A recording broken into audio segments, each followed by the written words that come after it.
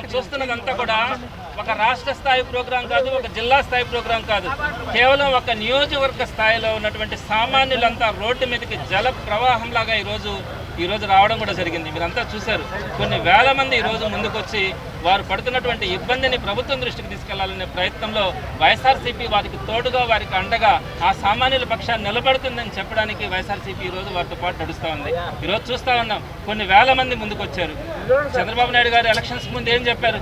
తల్లికి వందనం కింద 15,000 రూపాయలు ఇస్తానని చెప్పి ఆ తల్లిని మోసం చేశారు. ఆడబిడ్డ నిధి అని చెప్పి ప్రతి ఆడబిడ్డకి 18,000 రూపాయలు ఇస్తానని చెప్పి ఆ ఆడబిడ్డల్ని మోసం చేశారు. మహిళలందరికీ కూడా ఉచిత బస్సు ప్రయాణం అని చెప్పి ఆ మహిళలను మోసం చేశారు. నిరుద్యోగ భృతి అని చెప్పి నెలకు 3,000 రూపాయలు ఇస్తానని చెప్పి సుమారుగా 13 లక్షల మంది నిరుద్యోగుల్ని వారిని మోసం చేశారు. 20 లక్షల ఉద్యోగాలు ఇస్తానని చెప్పి వారికి ఇవ్వకుండా వారిని మోసం చేశారు. అలానే రైతుకి సంవత్సరానికి 20,000 రూపాయలు ఇస్తానని చెప్పి ఆ రైతుని కూడా మోసం చేశారు. వీటన్నింటినీ మించి సామాన్యుడి నుంచి కోటీశ్వరుడు వరకు ప్రతి ఒక్కరికి కూడా అవసరమైంది కరెంట్. మరి ఆ కరెంటు ఛార్జీల గురించి చంద్రబాబు నాయుడు గారు ఎలక్షన్స్ ముందు ఏం చెప్పారు? నేను ఛార్జీలు పెంచను, 5 సంవత్సరాల్లో పెంచకపోవడమే కాదు తగ్గిస్తాను, కొత్త పవర్ని జనరేట్ చేసి ప్రతి ఒక్కరికి కూడా వారు కరెంటు జనరేట్ చేసుకునేలాగా చేసి వారే కరెంటు అమ్ముకొని డబ్బులు మిగిల్చుకునే పరిస్థితిని తీసుకొని వస్తానని చెప్పారు. కానీ ఈరోజు ఏం చేశారు?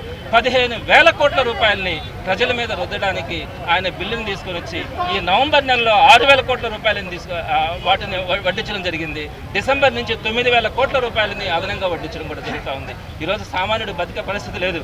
ఈరోజు నేను తీసుకొచ్చింది కాదు, జనాలు అందరూ కూడా ఇలా ఉరితాళ్ళు మెడలో వేసుకొని మాకు ఇదే శరణ్యం, మాకు ఇంకా బతికే పరిస్థితి లేదని చెప్పి ఈరోజు ప్రతి ఒక్కరు కూడా మాట్లాడుతూ ఉన్నారు.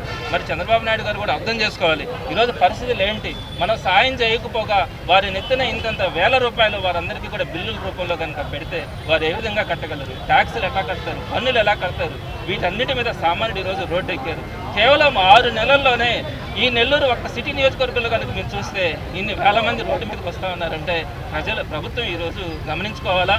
తప్పకుండా ఏవైతే ఆయన హామీలు ఇచ్చాడో, ఎలక్షన్స్ ముందు ఏవైతే హామీలు ఇచ్చాడో వాటన్నిటిని నెరవేర్చాలని ఈరోజు సామాన్యుడు కోరుకుంటా ఉన్నాడు. ఆ సామాన్యుడు తరఫున వైఎస్ఆర్సీపీ ముందుండి నిలబడి పోరాడుతూ ఉందని చెప్పి తెలుపుతా ఉన్నాము. రాబోయే రోజుల్లో కనుక ఈ కార్యక్రమాలు కనుక కనీసం ఆపకపోతే ఇవి మరింత ఉధృతమవుతాయని కూడా ప్రభుత్వానికి తెలియపరుస్తూ ఉన్నాం. చంద్రబాబు నాయుడు గారు మిమ్మల్ని అందరినీ అభ్యర్థిస్తూ ఉన్నాం, ప్రజలందరి తరఫున మీరు ఇచ్చిన హామీలను నిలబెట్టుకోండి, పేద ప్రజలను కనికరించండి. ఈరోజు ఆంధ్ర రాష్ట్రంలో సుమారుగా 160 కోట్ల కుటుంబాలు ఉంటే 140 కోట్ల కుటుంబాలు బీపీఎల్లో ఉన్నాయి, అంటే బడుగు బలహీన వర్గాల్లో ఉన్నాయి. వారందరికీ కూడా ఈరోజు ఇబ్బంది కలిగే పరిస్థితి ఉంది. కాబట్టి వారందరి తరఫున మిమ్మల్ని మరొకసారి అభ్యర్థిస్తూ ఉన్నాం, మీరు చెప్పినటువంటి హామీలను నెరవేర్చుకోండి అని మీకు తెలియజేస్తూ ఛార్జీలను ఇమీడియట్గా డిమాండ్ చేస్తూ ఉన్నాం తగ్గించాలని చెప్పి. తగ్గించకపోతే మరింత ఉధృతమవుతుందని కూడా తెలియజేస్తాను. సార్, అధికార పార్టీ నాయకులు మాట్లాడుతూ గతంలో వైసీపీ అధికారులు ఉన్నప్పుడు అనేక సార్లు ప్రజలు భారం పోస్తుందని చెప్పి వాళ్ళు అంటున్నారు. ఈరోజు ధర్నాకి ఉద్యోగం ఉన్నారు. ఇక్కడ నేను ఒక విషయాన్ని మీకు తెలియజేస్తా ఉన్నాను. జగన్మోహన్ రెడ్డి గారు 140 కుటుంబాలకి అన్ని పథకాలు అమలు చేసి ఆయన ముందుకెళ్లారు. ఈరోజు చంద్రబాబు నాయుడు గారు అంతకంటే కూడా ఎక్కువ చేస్తానని చెప్పారు.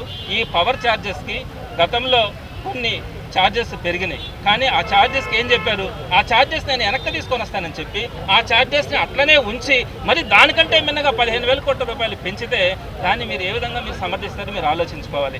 మీరు కొన్ని పథకాలు ఏమైనా ఇస్తున్నారా? సంక్షేమ పథకాలు 1,40,00,000 మంది రోడ్డును బట్టి అల్లాడుతూ ఉన్నారే, వారికి ఏదైనా పథకాలు ఇస్తుంటే సో నేను ఆ పథకాలు ఇస్తా ఉన్నాను కాబట్టి ఇక్కడ నేను పెంచాల్సి వచ్చిందని చెప్పి అర్థం చేసుకునే పరిస్థితి ఉంటుంది. నువ్వు అది ఇవ్వక ఇది ఇవ్వక సరే ఏదీ చేయలేదు, అప్పులు చేయకుంటున్నావు అంటే అది లేదు. సుమారుగా 75,000 కోట్ల రూపాయలు ఇప్పటికే అప్పులు చేస్తున్నారు. జగన్మోహన్ రెడ్డి గారు అన్నీ చేసి కూడా ఆయన చేసినటువంటి అప్పులు మనకు అందరికీ తెలుసు, వీళ్ళు చెప్పినటువంటి అబద్ధాలు కాదు.